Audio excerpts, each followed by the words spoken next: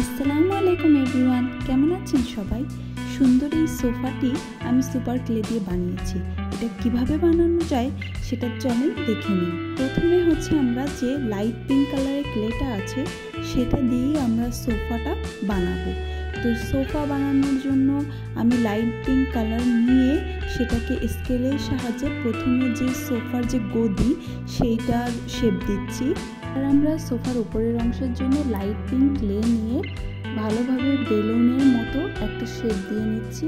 এবার স্কেল দিয়ে আমরা চেপে চেপে সুন্দর একটা শেপ দিয়ে নিব।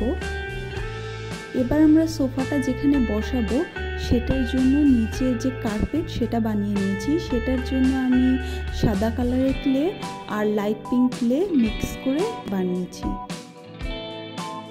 এবার আমরা সোফার গদিতে ক্লে টুলস দিয়ে একটা শেপ দিয়ে নিব।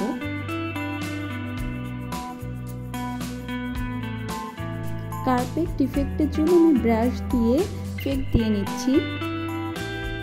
এবার আমরা সোফার পায়ের জন্য 4টা টুথপিক ব্যবহার করেছি। টুথপিকগুলো লাগানোর পর আমি সোফাটা কার্পেটের উপর বসিয়ে দিব।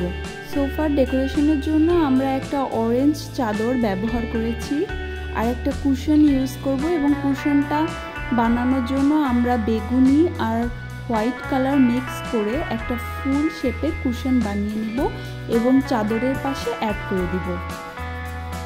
ব্যাস, তৈরি হয়ে গেল আমাদের সুন্দর কিউট সোফা। তো ভিডিওটি ভালো লাগলে অবশ্যই লাইক, সাবস্ক্রাইব অ্যান্ড শেয়ার করতে হবে, আর কমেন্ট করে তো জানাবেনই। আল্লাহ হাফেজ।